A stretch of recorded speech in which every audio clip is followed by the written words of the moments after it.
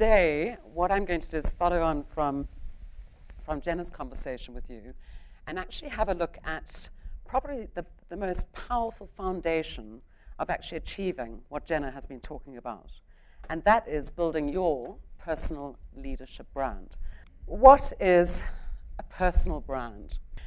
Now, the most incredible thing is that when you find people who are truly global brands, we often refer to them just by one name. And that's when you know you've made it.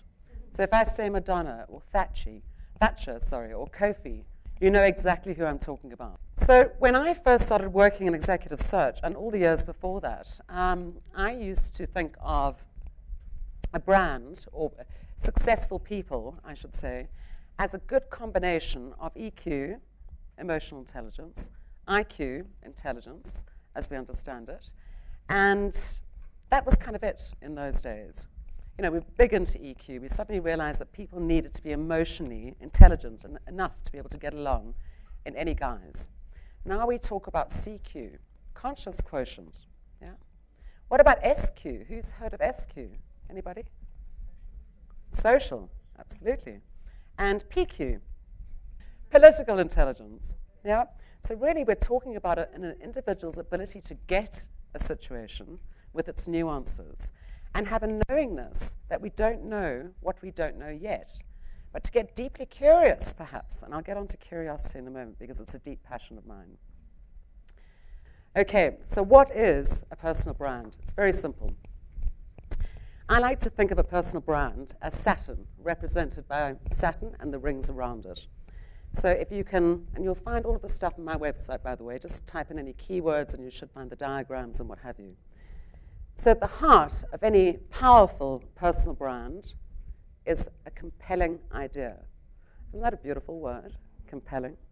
So it's not your marketing, it's not your output, it's not how you tell people how wonderful you happen to be. Okay? It's what I'm compelled to come and get from you. I want some of that. Yeah? I want some of what you've got. Do you know what is compelling about you? You know, in any office environment, if we just think of our office environments, we know if we need a bit of strategy, we'll go to somebody. If we need some good old common sense, we'll go to somebody else. If we need somebody who's perhaps, you know, pretty good at understanding the lie of the markets at the moment, we'll go there. If we need a good laugh, we'll go to somebody else. Yeah? We are compelled to go and get that thing from that person. The most important thing about this compelling little nugget, it is your success factor. Now, once we know what it is that people want more of from us in terms of business, surely we're not going to hurt ourselves and give them something else. Yeah, we're not going to dish up something else. We're going to give them what they want that makes us successful. So, before we start to build a brand, we have to know what it is that is your success factor. What is deeply compelling about you? You need to know. I don't need to know. You need to know this. Once you know this, you can start to build something incredibly powerful. And of course, this is all about self-knowledge. You know, we're going back to that once again.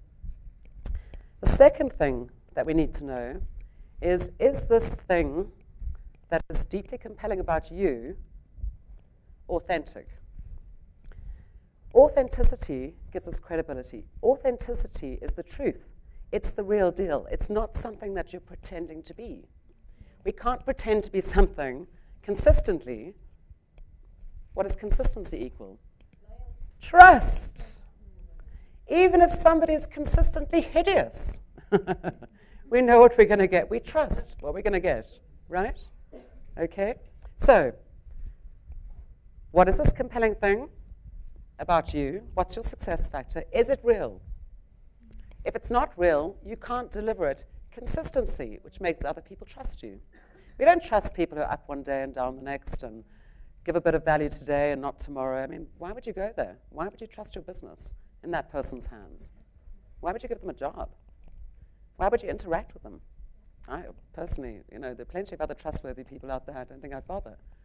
Last but not least, you need to be able to have presence and impact to make it well known. Now, not all of us are celebrities, so for ordinary people like you and me, making it well known, what does that mean? Well, we're not going to put a billboard up, you know, on the motorway and say, come and get, come and get me. I'm, compelling for this reason. That's not going to happen.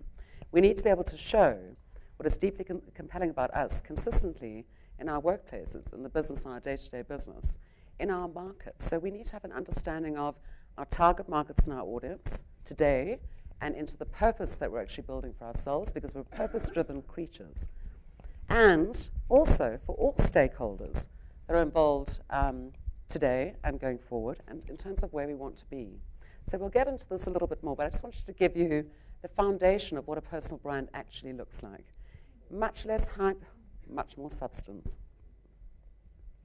So also, for those of you who are involved in business, and I believe everybody here is, I want to put this into context of organizational leadership brand. This is the sexy, smart space that organizations are playing in today. So in the same way that your personal brand, which you've got to switch on, by the way, if you haven't switched this on, we can't even begin to start this process.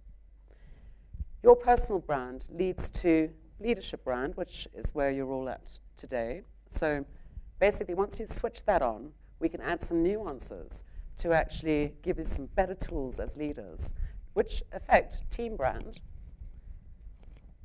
You're leading teams, you're leading other groups of people, which drive your corporate leadership brand.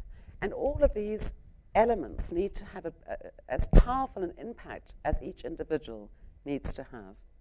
So there's no point in building organizations from the outside in. There's no point in doing team building and things like that unless you've switched on the self-awareness of every single person in that team. Otherwise, you're just dragging them with you the whole time. What's the point? Switch it on, empower people, get them energized, get them focused, get them in touch with what it is that makes them deeply compelling. Let them shine, and collectively, you have a power. When we talk about corporate leadership brand, we're talking about a magic trilogy. We're talking about brand promise. This is where organizations spend a lot of money. Yeah? Brand promise. Defining what it is that you sell, what value proposition that you have, and ultimately, it's something that before this lot, the clients, so this is client experience for those of you who can't see it very well, before people become clients, they bought a promise, right? Then they become your clients. And the big disconnect happens here. This is employee actions and behaviors. This is just a collection of personal brands, leadership brands, team brands, people brands. Mostly what happens is we spend a whole lot of money here promising stuff, making it glossy and shiny. People buy into it, organizations buy into it, and then our people get to deliver. And you can imagine how that might fall apart. The question I ask is, can you imagine how it might work if you'd managed to switch on the personal brands in every single one of your stakeholder-facing teams within your organization? What sort of impact could you have as a company, as a team, as a leader? So being drives doing. There's absolutely no point in me giving you a cream for a topical itch. We don't figure out what caused the itch. Yeah? There's no point in me trying to fix reputation. There are whole industries focused on reputation management. And we all know that when we shift something within our beings, the whole universe has to change. Law of physics. It has to change. So my work is always focused on helping people to shift something within their being. That means that they're doing, all of their actions and behaviors are as a result of being, all of yours as a result of your being. It means if you can shift a being, it means your doing is effortless. It just means that everything that you're aiming for starts to come naturally. It starts to find you, the right stuff starts to find you. Now, if being drives doing, the byproduct of that is our reputation. Yeah, it's just a byproduct. What's the point in managing a byproduct? The byproduct is how others perceive you. And we all know that perception is not necessarily reality. It shift the being, that'll drive the doing. Other people will get it, and that forms the reputation or how you're perceived. And that is a personal brand. That is a leadership brand. The most important decisions about who gets the project, who gets the deal, who gets the business, who gets the job, who even gets headhunted in the first place happen when you're not there. You have no influence whatsoever. This is the byproduct of your being that you were at an earlier time. that caused the perception or the reputation that you have that resulted in the decision that was made when you were not there. How bizarre is that?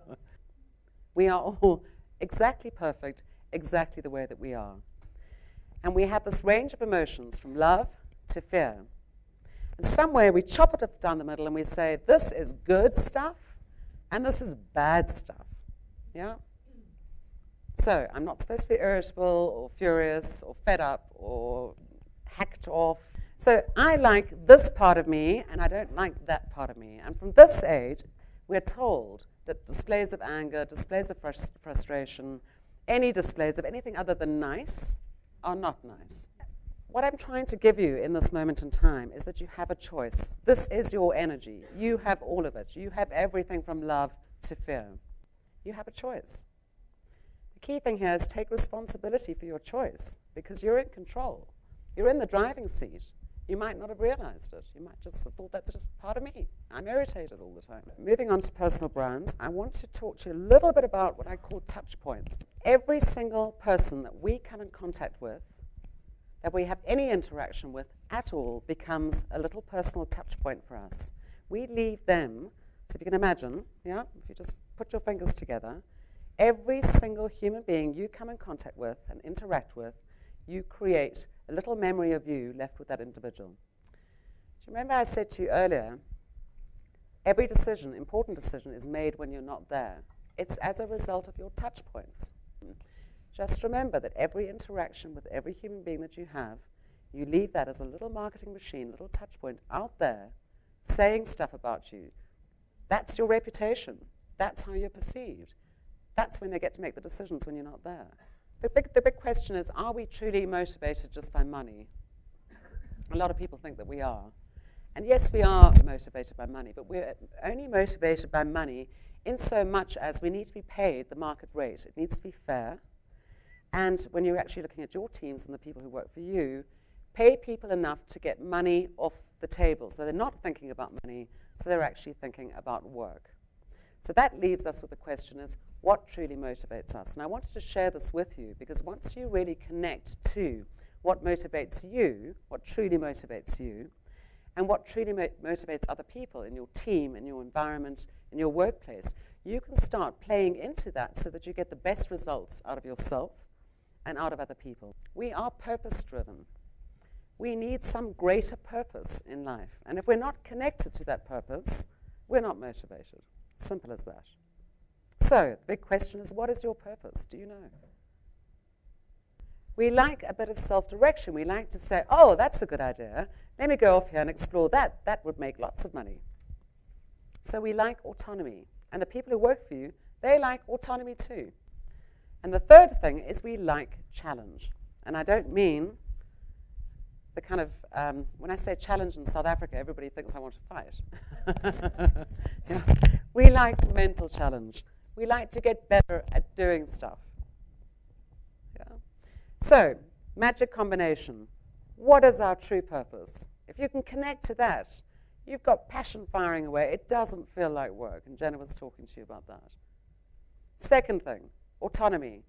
Aha, this is a good idea. Let me go and do that and try it out. And third, challenge. But watch the video. It's absolutely stunning. It's an actual animate, and he's talking to you, and it's quite funny as well. If you like it enough, hopefully you'll show it in your own team workshops and briefing sessions. So McKinsey did a global study, and they found that 5 leadership essentials to attract and retain women are that you should do what you love and feel that it actually matters. Learn to view situations as optimists might. So put on your optimist sunglasses. Yeah. Support each other and leverage the collective. To be engaged, to get up and take opportunities. Yeah, it requires some action on your part. And to manage your energy so that it doesn't feel like work. Now, whenever I hear it doesn't feel like work, I think passion. Yeah, because when you're passionately engaged in something, time stands still, it contracts, it expands, it doesn't actually matter. And boy, you do your best work, and it's fun. The most important thing, as I mentioned getting conscious earlier, none of this can occur without you switching some sort of level of awareness on. The fact that you're here today means you've already taken that step, if not many more, before today, and you will continue to do so.